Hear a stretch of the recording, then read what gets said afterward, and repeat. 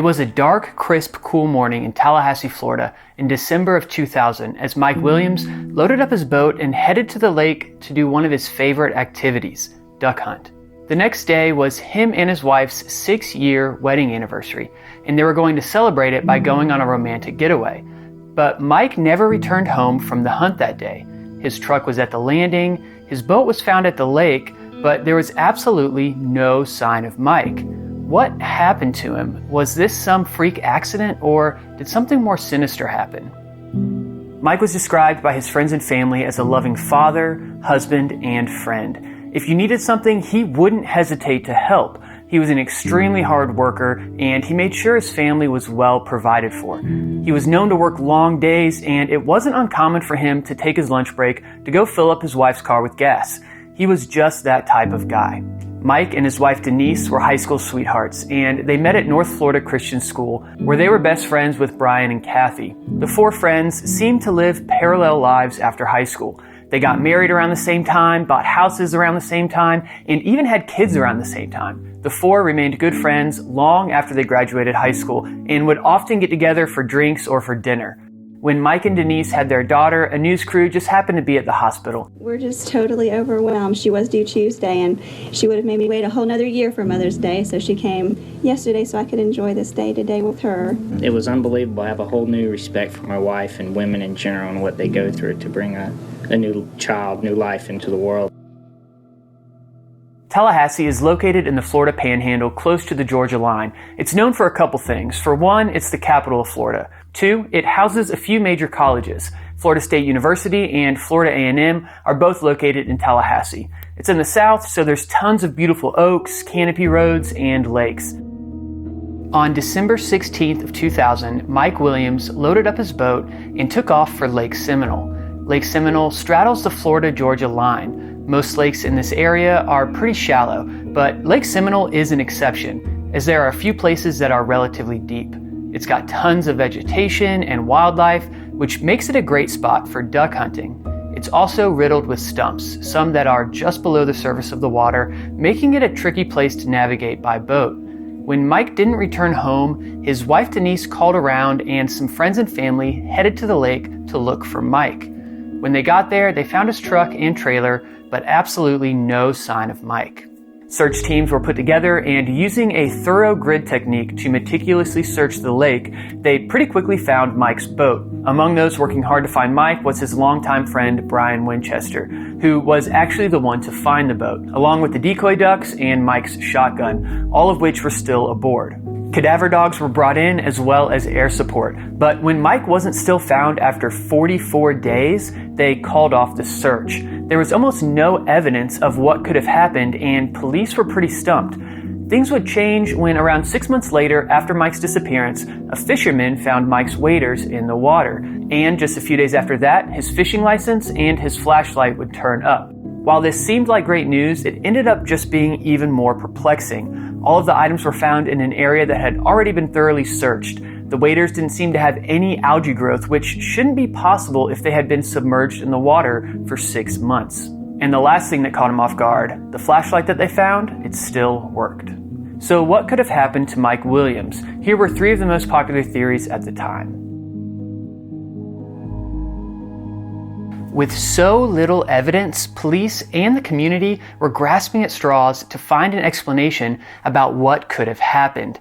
One theory was that Mike just didn't want to live the life that he had anymore, and the only solution that he could think of was to fake his death and disappear. This is one of those theories that, unless Mike turned up either dead or alive, you can't really definitively disprove it. But there was also just no evidence of it, and it would have been completely out of character for Mike. To the people that knew Mike, this theory was kind of absurd, especially when you factor in the deep love that he had for his daughter, who he would have never left behind. Florida is riddled with gators, and Lake Seminole is no exception. Gators are an apex predator and have an incredibly powerful bite. They subdue their prey by grabbing hold of them and dragging them underwater while twisting and turning until their prey drowns. Not only that, but it's common for American alligators to hide their prey somewhere after killing them, sometimes for decent lengths of time before consuming them. One theory was that Mike was out on the lake and somehow fell in the water, where he either was attacked by an alligator or drowned and was eaten by an alligator afterwards. But to anyone who has any experience with gators, this just doesn't make much sense. Gators are all over Florida. If there's a body of water, even a small holding pond, there's probably a gator in it. Gators are rarely aggressive. I've spent a decent amount of time over the years fishing and camping around lakes in Florida, and when you get close to a gator, they just kind of walk or swim away. Generally, unless you're a small dog or a small child, you don't have much to be afraid of. They just really aren't interested in you, and unless you're near a mother's den, it's highly unlikely that they're going to attack you. The last theory is Mike's wife, Denise. When Mike died, he had 3 life insurance policies on him, totaling almost $2 million. The last and the largest policy was written only 6 months before his disappearance. Typically, when someone goes missing, it takes about 5 years before they can be pronounced deceased. And until that happens, life insurance policies will not pay out. Mike's wife, Denise, however, did not want to wait that long. She petitioned a judge to have her husband pronounced dead just 6 months after his disappearance. But this can't happen without evidence of his death. Luckily for Denise, Mike's waders and fishing license and flashlight just happened to pop up right before she brought her petition before the judge, giving her and her lawyer just enough evidence to convince him to write a death certificate for Mike. The cause of death was listed as accidental drowning while duck hunting on Lake Seminole. Denise was able to collect on his life insurance shortly afterwards. This all seems sketchy, but I like to try to see the other side of things too. Denise was now a single mother, a widower raising a child on her own. Bills were piling up that she had to do something about, and that's kind of what life insurance is for. A few years after Mike's disappearance and after many dead ends, it looked as if we would never know what really happened to Mike Williams. But this is where the hero of this story emerges, and it's my favorite part of this story. Mike's mother was absolutely determined to figure out what happened to her son at any and all costs. Cheryl spent countless hours taking copious notes on this case, and at one point had 27 single-spaced pages typed up that included legitimate questions like, what made the waders float after 6.5 months underwater? And if he was attacked by a gator, why didn't the waders have any bite marks? The document ended with a plea that said, in conclusion, I do not believe my son is in Lake Seminole. I don't want to believe that he walked off. I believe that Mike is dead because of something that he found out about someone that he knew. Please help me find my son.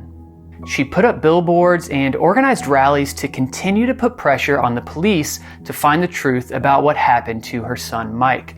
She wrote a total of 1,472 letters to various agencies and to the governor. She even hired an alligator expert to do an analysis on the case. He explained the rarity of alligator attacks and that between the years of 1948 and 1995, there were only 7 fatal attacks in Florida, none of which occurred in the cold months of December or January when the alligators were extremely dormant. He said that it was virtually impossible that he had been eaten by an alligator. 3.5 years after Mike disappeared, Cheryl's hard work finally starts to pay off, and the Florida Law Enforcement Division reopens Mike's case. Police take the case extremely seriously and devote tons of resources to the investigation. After digging, they narrow down some suspects: Mike's wife Denise and Mike's best friend, Brian Winchester. Following the disappearance of Mike, Brian and Kathy had gotten a divorce. Denise and Brian ended up getting married in 2005. She seemed to accept the fact that Mike died and would never be found. She actually heavily opposed Cheryl's efforts to find him, threatening her by not allowing Cheryl to see her own granddaughter. An open letter to my granddaughter Ansley.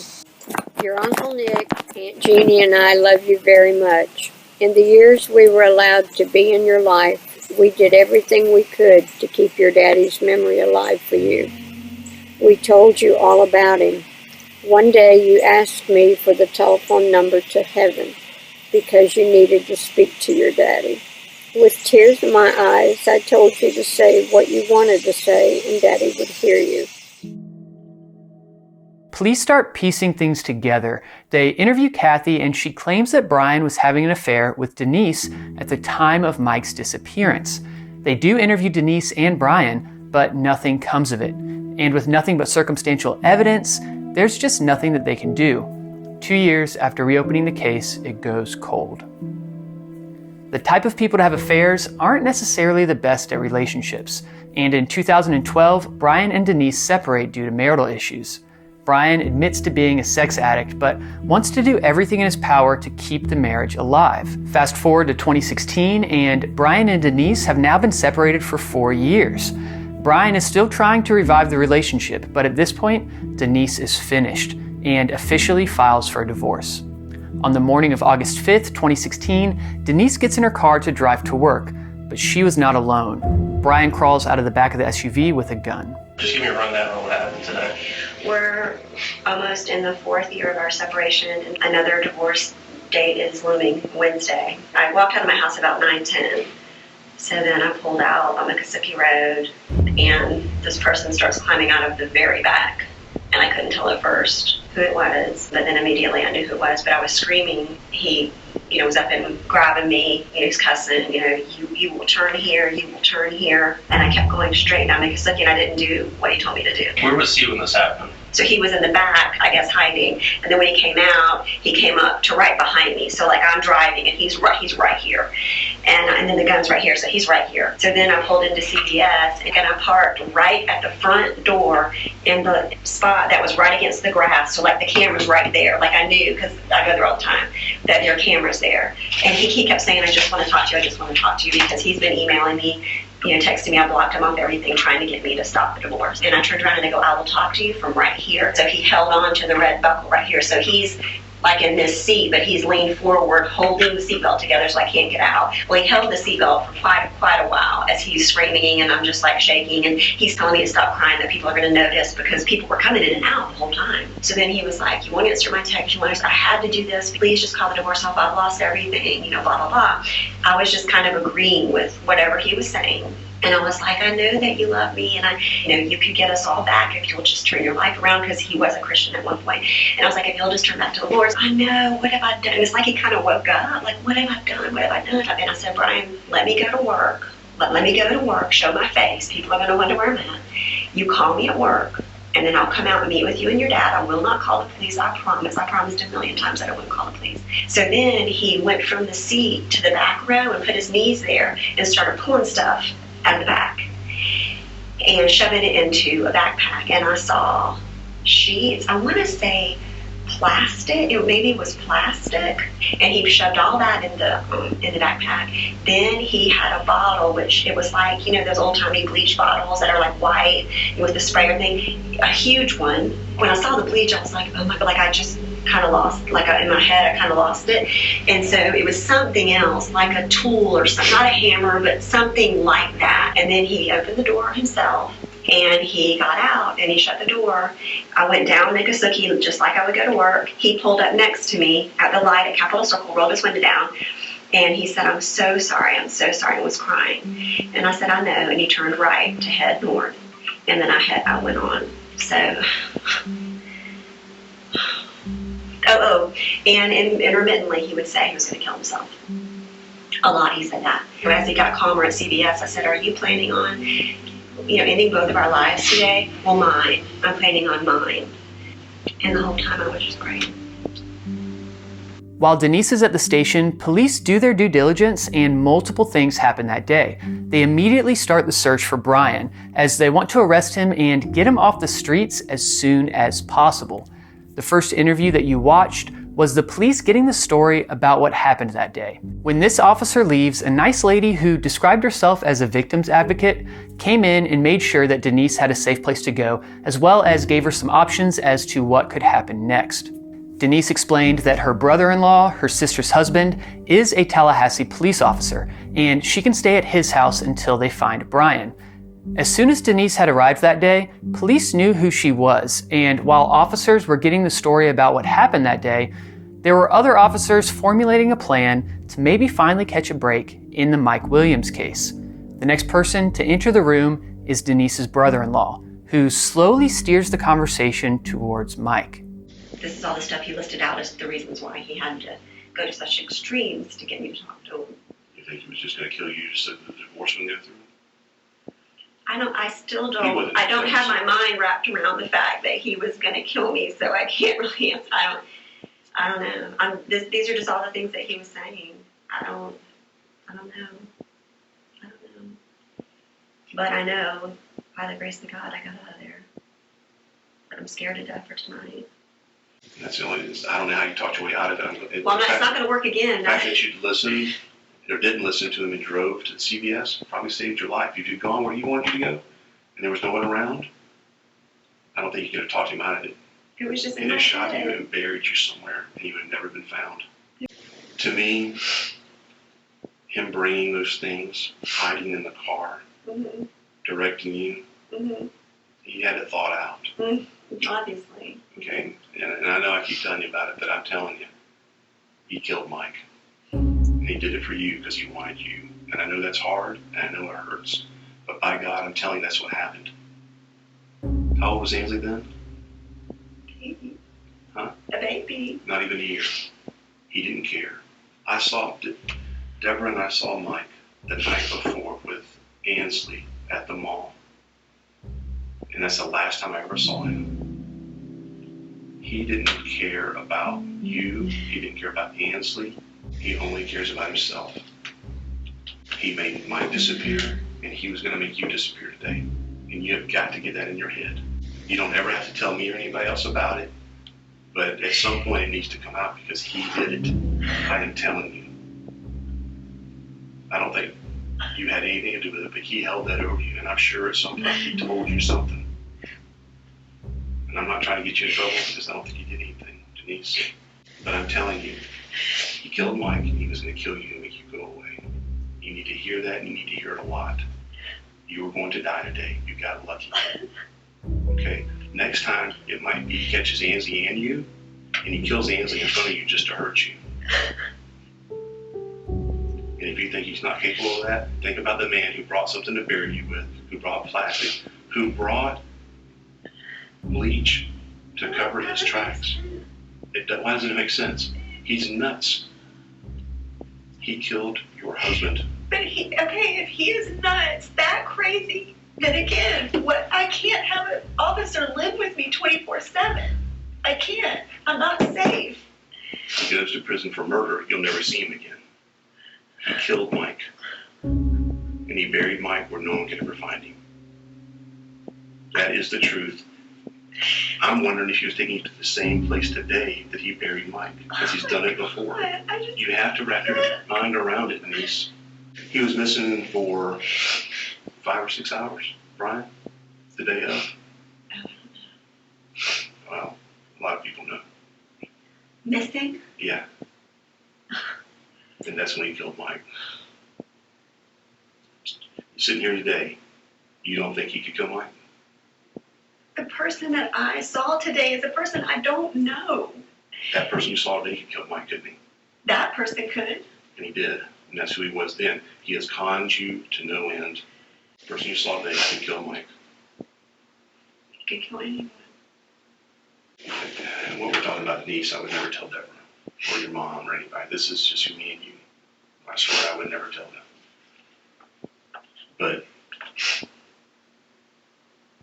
were you sleeping with Brian the day that Mike disappeared? No. It didn't happen until later? No. Yeah. Well, but he wanted you, there's no doubt about it.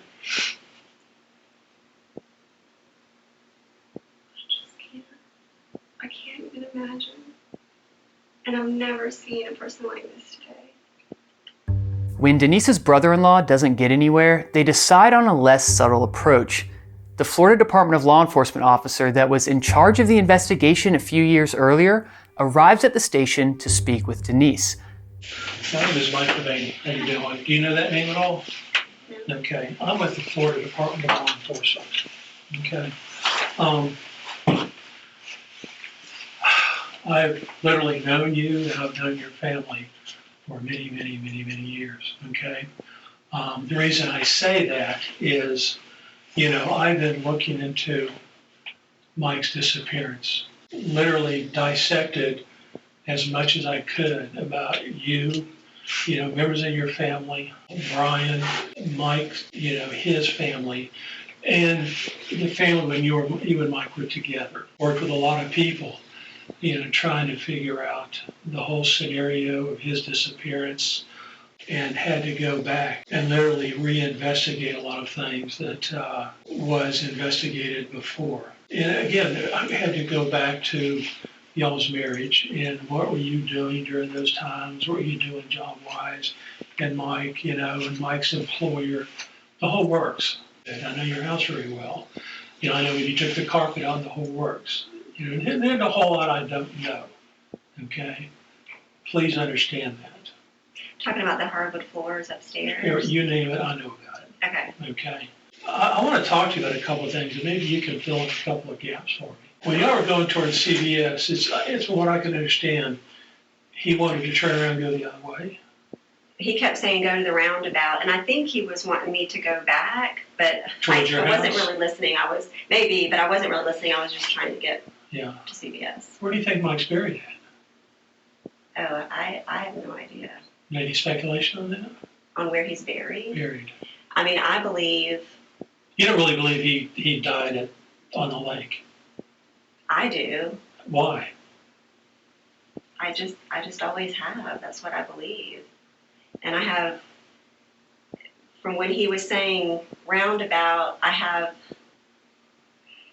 don't know, I talked with the last two people and I can't remember if he wanted me to turn left or right. No, that's not what I'm talking about. Oh. Why do you think Mike perished in the lake? Because he didn't die in Lake Seminole, okay? That's what I've always believed, that's what I believe. And why? I've never been proven anything different. When Brian is arrested, which will happen, he is going to probably provide another side of whatever happened today. You're aware of that? And this morning? Yeah. I have no idea what he's going to say. What if he starts talking about the past, way in the past? Then he might, I don't know. I have no idea what he's going to say. Yeah, no idea. No. What if he starts talking about the disappearance of Mike? I hope he admits this morning. I hope he admits what he did. If they ask him about Mike, I have no idea. I mean, we'll see. Denise does not give up any information. Brian is charged with armed burglary and kidnapping, and the trial commences in December of 2017. I apologize to everyone I'm disappointed. To my family, to my friends, and especially to Denise. I admit my wrongdoing on that day. Many things contributed to my state of mind, which led to what happened on August 5th, 2016. My mom was dying of cancer. My marriage had failed. I felt financially ruined. But when I lost my son, that was the nail in my coffin. I lost all hope when I lost him. I wanted to end my life that day. In Denise's words to investigators, quote, "He was very suicidal. All he wanted to do was talk to me. I don't believe he was there to hurt me. He was weeping and apologizing. I wanted to follow through with what I said. I wanted to talk with Brian's dad," end quote. Never, ever did I have any intentions of harming Denise, nor would I. I have relived it every single day, and it is always with me. He made the choice to plan and act out the crimes of August the 5th. He is the reason he has been sitting in jail the past 16 months. He's the reason that he lost me and his children. I start each day with the memory of him jumping out of the back, and I end each day feeling the gun shoved in my ribs when I turn on my right side trying to sleep. I live each day with the fear of his retaliation for my decision to tell. He will finish what he has started, no matter what age he is when he's released. For all of these reasons, I'm asking you to sentence him to life in prison for the crimes he has committed. it comes down to my life or his. And I'm asking you, please, choose mine. Brian is sentenced to 20 years in prison, and it seemed as if we might never know what really happened to Mike Williams. But the day after Brian is sentenced, the Florida Department of Law Enforcement holds a press conference. 17 years ago, Mike Williams disappeared hunting on Lake Seminole. After years of interviews, forensic and investigative analysis, we finally got the break that we needed. Standing here now, I can tell you that we know what happened to Mike Williams. He was murdered. Now that we have recovered the remains of Mike Williams and have additional forensic evidence, our focus has shifted to bringing those responsible for his death to justice. And we will not stop until that is done. I know this new information that I am providing you today raises only more questions. How was Mike murdered? Where was the new information obtained from? And do you have any suspects? Right now, I cannot and will not answer those questions. The police didn't have any success when attempting to get Denise to talk about what really happened to Mike all those years ago. But when they interrogated Brian, they finally got the break that they had been looking for. Brian came clean about everything. This next section is relatively long, but I did edit it down quite a bit to make sure that everything said was of substance. I found myself glued to the screen watching Brian tell his story. Like I talked about in my last episode, I think one of the reasons that we're so fascinated with true crime is that it's an insight into the darkest parts of humanity. It's not simply entertainment, it's an analysis of what a human is or what they could become. Mike and I went to high school together, got to know each other very well. We were very good friends. We continue to be friends all through college and all through getting married. We were very good friends. He was a very good friend. Denise and Mike were high school sweethearts. My wife, Kathy, and I were high school sweethearts. We all dated in high school and off and on through college, and then ended up all getting married. I was not a great husband. Spent a lot of time away doing hobbies and just stupid stuff. At one point, I found a note in my first wife, Kathy's purse, and basically I came to realize that she was cheating on me with another friend from high school, and it crushed me. And after that happened, I began to look outside of my marriage. You know, I guess I had a lot of motivations, but it led me to end up with Denise. My wife and I, Kathy and Denise and Mike, we started going out to bars and concerts and drinking and doing a lot of things that we didn't really do while we were all in college, when probably it's more appropriate to do those sorts of things. But one night in particular, we started talking about sex a lot. So after we started talking about sexual things and things that married couples shouldn't be talking about with each other, I think that's when the spark kind of started between the two of us. We were going out, and one night in particular, we were going to Floyd's, and Denise and I jumped out of the car and left Mike and Kathy to go park the car, went down to the entrance of Floyd's, and that was the first place that we kissed each other and made out. And after Kathy and I went home and Mike and Denise went home, she and I got on the phone together, and we basically spent the whole night talking to each other on the phone, and it was just like, I don't know, we connected like nobody else. I mean, we just really connected, and we had a lot of sexual talk and had phone sex and that sort of thing, and we agreed and then met up the next day. I think we just met during her lunch break at work, and that's kind of what just started the whole ball rolling with her and I. It snowballed really fast. We started meeting in hotels. We started meeting during the work day and having sex very regularly. Mike worked a lot. He really was a workaholic, quite frankly. There was times when she and Mike would go on trips, and I would go and meet with her, like if he had a conference in Panama City. I went over, and while he was in the conference, Denise and I went to Destin together. We took trips to New York, South Beach. We spent a lot of time together. At some point, were there thoughts of how you and Denise could be together? One thing that I have remembered is the prior year, Mike and I were on a hunting trip together, and it was at a lake that was dry, and we had to walk across the mud, and there were places in the mud where basically you could fall through the mud and there was nothing underneath. It was like quicksand. Mike fell into one of those mud holes at one time, and I helped him out of it. I remember telling Denise about that and how if I hadn't have been there or if I hadn't have helped him out, that it's very likely he would have disappeared and nobody would have known what happened to him. But I think it was gradual that the more we were together, the more we wanted to be together. And the more we griped about Kathy and Mike, the more we wanted to be together. And Denise, because of the way she was raised, because of her pride, I guess I can't say all the reasons, but she did not want to get divorced and stated that she would not get divorced, but she still had a desire for us to be together, which narrowed the options even further, I guess. Who narrowed those options?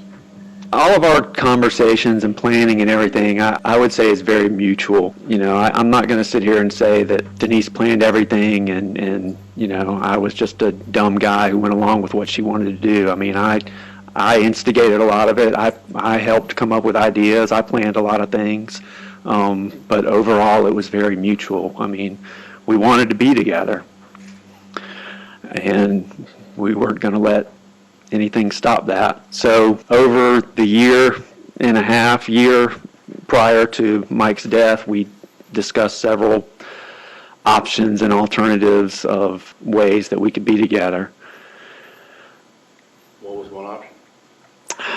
One of the options, Mike worked a lot at night, and one of the options was we could make it look as if there was a burglary of some sort up at his office and that he got shot in some type of robbery or idea. I didn't like that idea, and Denise didn't like that idea, but primarily because there would be an investigation.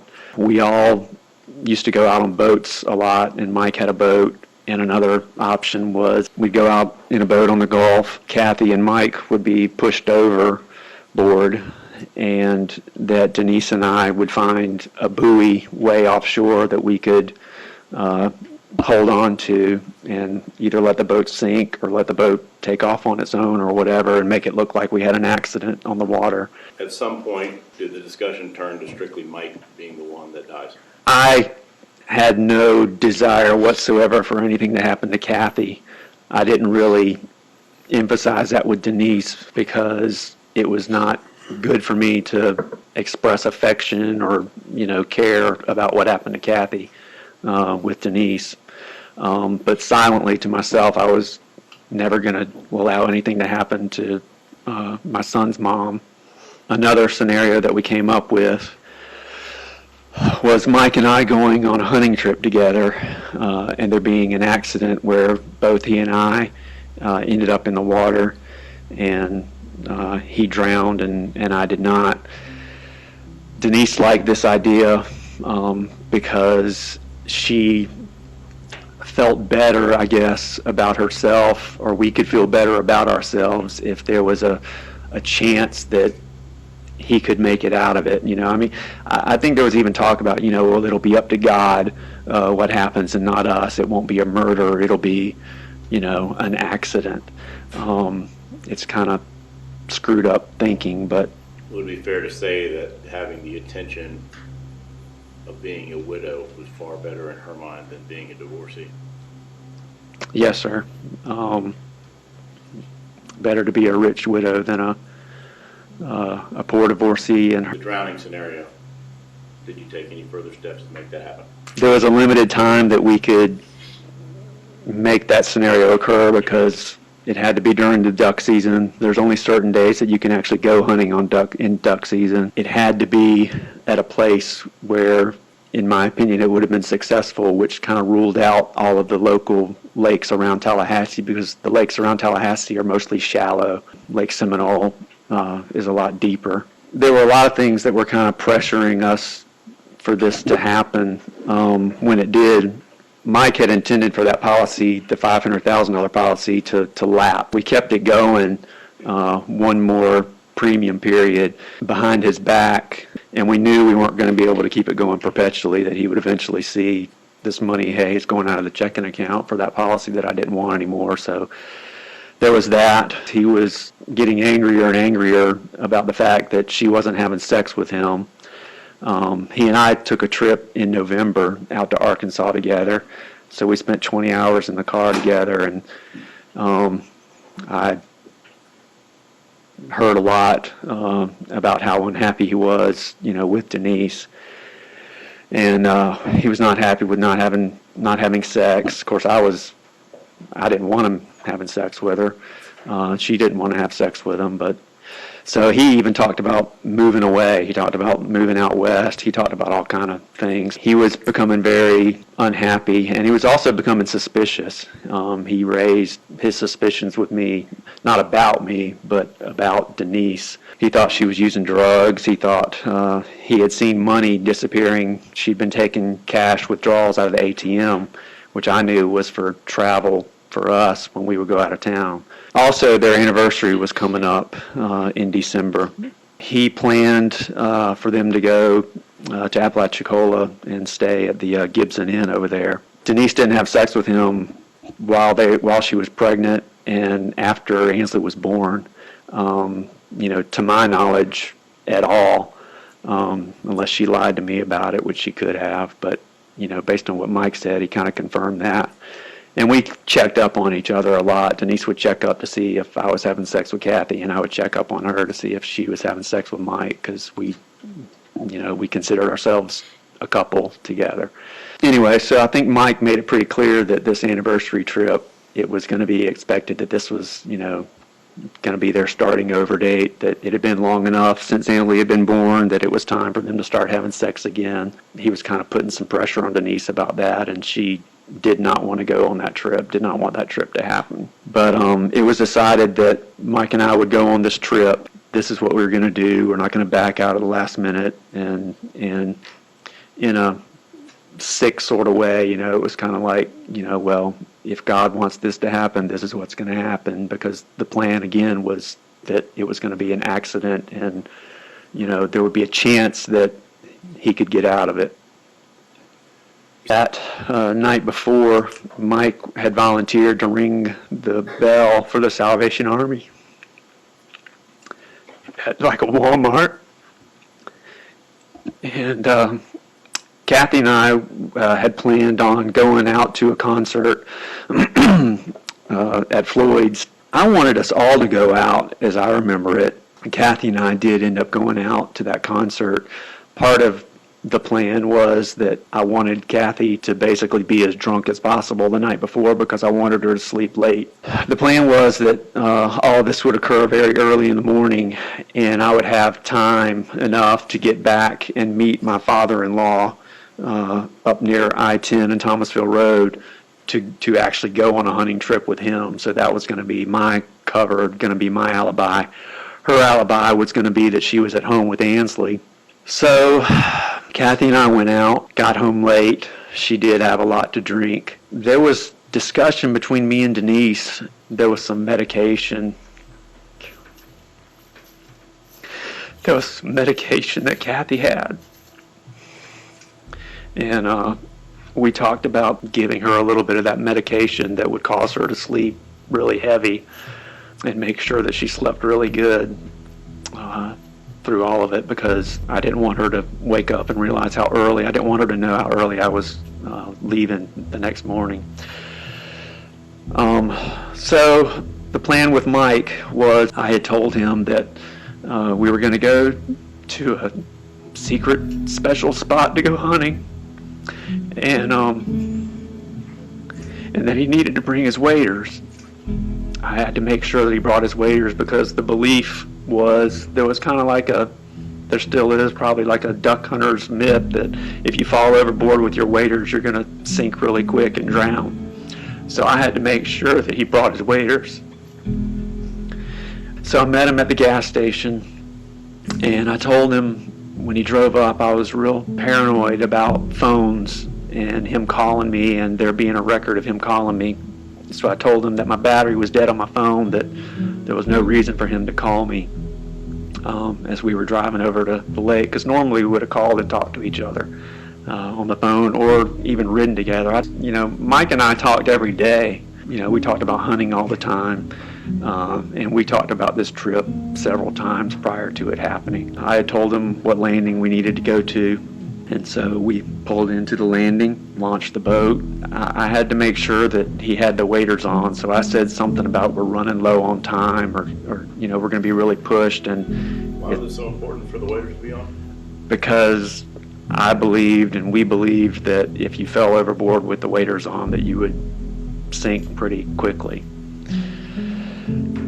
So, because I knew where we were going hunting, I was in the back of the boat driving, basically like a canoe, so pretty tippy. I know I was very concerned about the time. Everything had taken longer than what I had anticipated, and I had to be back in town early enough in time to meet my father-in-law for my alibi trip. We got to that area that I knew was a deep area, and I don't remember exactly how I got him to stand up, but I don't know if I pretended something was wrong with the motor or the weight in the boat was off or something, but I basically stopped the boat and got him to stand up, and when he did, I pushed him into the water. What happened next?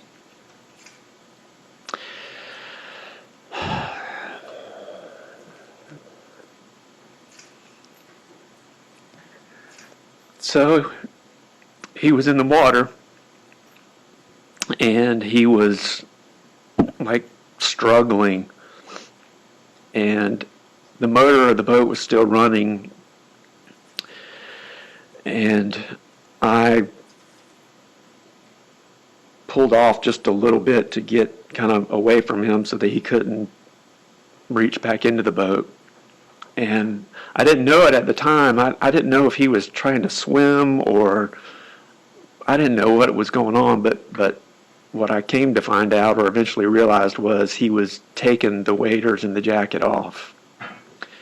And he got those off, and I think I forgot to tell you about this part before, but I remember now that area of the lake had a lot of snags, a lot of dead trees that come up out of the water, and there's a lot of stumps that come up out of the water.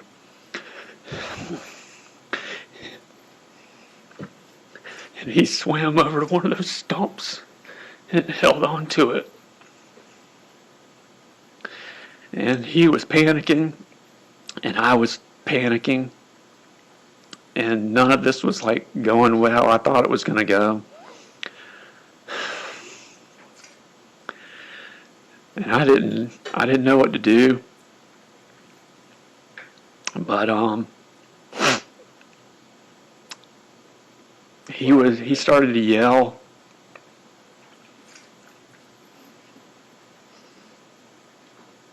And I didn't know how to get out of that situation.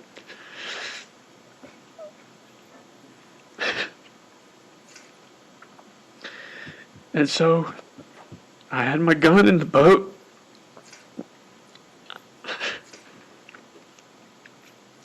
And so I loaded my gun, and I made 1 or 2 circles around, and I ended up circling closer towards him, and he was in the water, and as I passed by, I shot him. Where did you shoot him? In the head.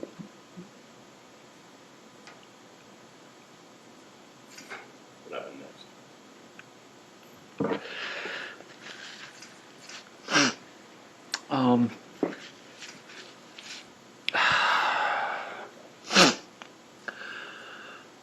So when I shot him, it was dark, and there was a bright flash when that happened. And I didn't want to see what happened, so like I closed my eyes when the instant of that flash happened. And the boat was moving as this happened, and so I turned back around and came back to where he was and got to the stump. And I knew I couldn't leave him there being shot. So I was going to have to do something to cover this up. I reached down, and he wasn't far under the water, but like my whole arm got wet, and I grabbed a hold of him. Because of where I had driven the boat, I was closer to another landing, just a little dirt landing that was further down the shoreline. And so I decided to motor the boat and pull him over to that landing over there. So I dragged him in the water, backed my truck to the edge of the water, and ended up putting him in the back of my Suburban. It was not easy, and it was not pretty, but I had to make it happen. And I can't even explain like how your body feels in that kind of a situation. I don't unless somebody's been to war or something, I don't even know how to explain, but like you have so much adrenaline pumping through your body, it's just crazy. I made a purposeful decision to never view him, to look at him, and I pushed the boat back out into the water.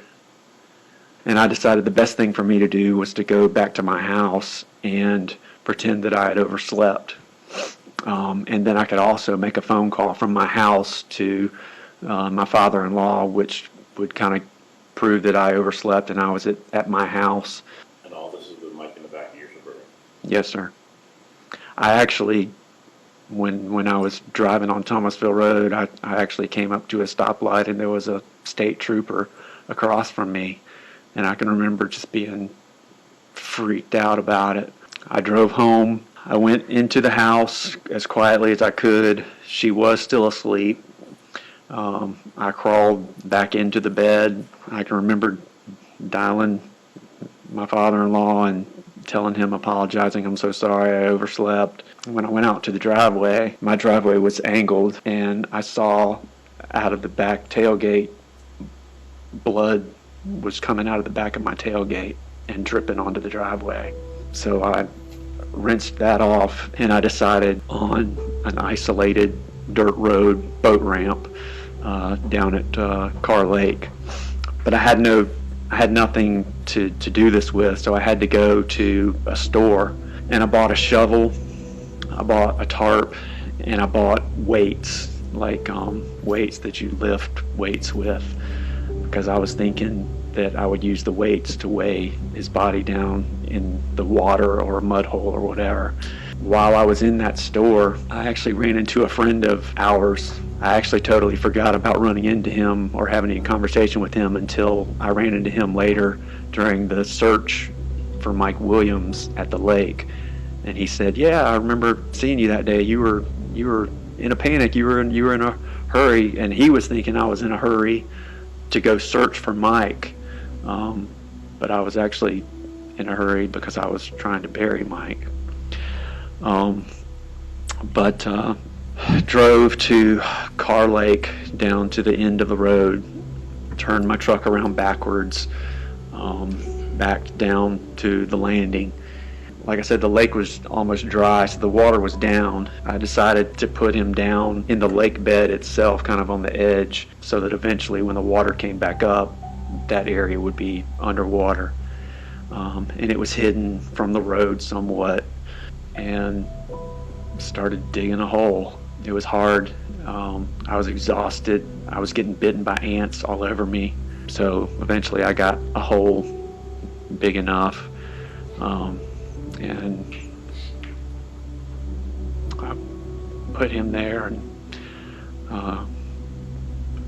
covered him up. I went 2 different places to clean up my truck. One of them was I went to my parents' house, tried to use a hose to clean out the truck. It wasn't working very well, and I realized I needed to have like a pressure washer. So I ended up at Tharp Street in Old Bainbridge. There was a car wash there that had pressure washers. I cleaned out the back as best as I could. After that, my recollection is that my dad called me and said, Mike's missing. Met up with my dad and went with him over to Lake Seminole. There were a few people over there with boats, mainly friends and family. My dad and I went out on the lake and searched for Mike. He was searching and I was just lying. My understanding, a weather front came through and it rained during that evening. There was a storm that came through that night, but my dad wanted to look at it.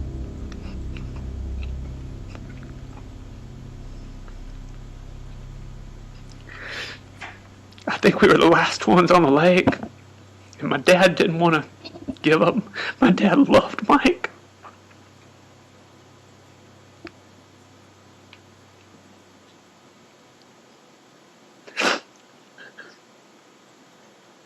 That would be a good time to take a break. Why don't we take 10 minutes?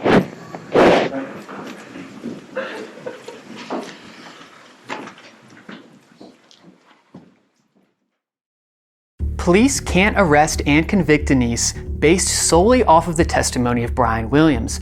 And when the case is reopened again after Brian's confession, they find a confidential informant. This person is good friends with Denise, and they talk almost every day. They set this person up with a recording device on their phone and record a few conversations between her and Denise. This ultimately leads to Denise's arrest. So who is this person? Well, the friend that finally gets the needed evidence to charge Denise Williams is none other than Brian Winchester's first wife, Kathy. About a week after that incident, that kidnapping, did Denise ask you to do something? Yes. Marcus is Brian Winchester's father. Denise asked me to tell Marcus to get a message to Brian that I'm not talking. And at some point after that, did you agree to start working as a confidential source? Yes, I did. We were going to say that I had received a subpoena to bring up the subject, correct. For me to talk to her and say, I have received the subpoena, I'm going to have to talk about this, and this conversation is us talking about what I'm going to be saying in that supposed subpoena. Okay. I know they're wanting to talk to me about Mike. I've always just pretended like I don't know anything. And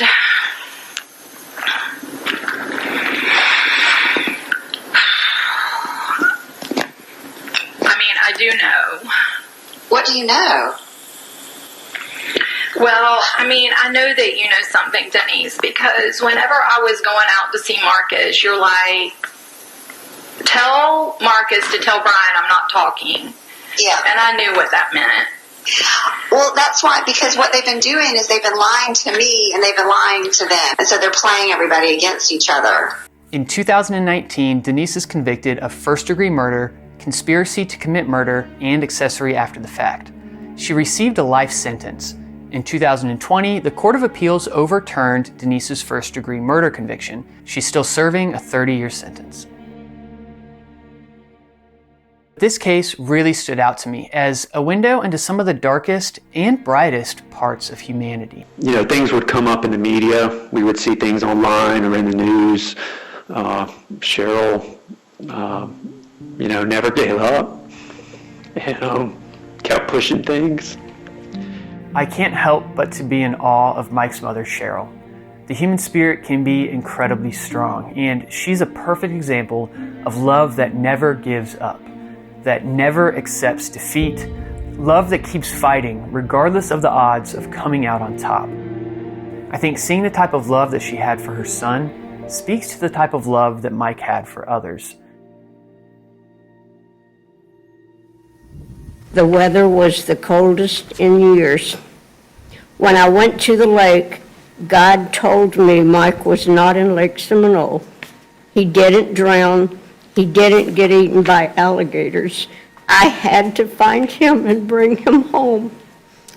Judge Hankinson, for the next 17 years, I made telephone calls, put up missing person signs, compiled my notes into a book, and had people post on social media for me. With the help of friends, we raised money and put up billboards. I bought ads in the Tallahassee Democrat and worked with the Twin City News, asking everyone to help me find Mike. I stood on street corners waving my picket signs with pictures of Mike on them. I was cussed out by ministers for being too close to their church. I wrote 2,600 letters to the governor of Florida asking for help in finding my son. I begged Fish and Game to do a criminal investigation. They told me Mike drowned and got eaten by alligators, and there was no need for an investigation. They laughed at me and called me crazy. 9 months after Mike disappeared, his wife Denise told me if I continued to seek a criminal investigation, I would lose Ansley, my granddaughter, Mike's only child. Denise might as well have waved a red flag in front of a bull.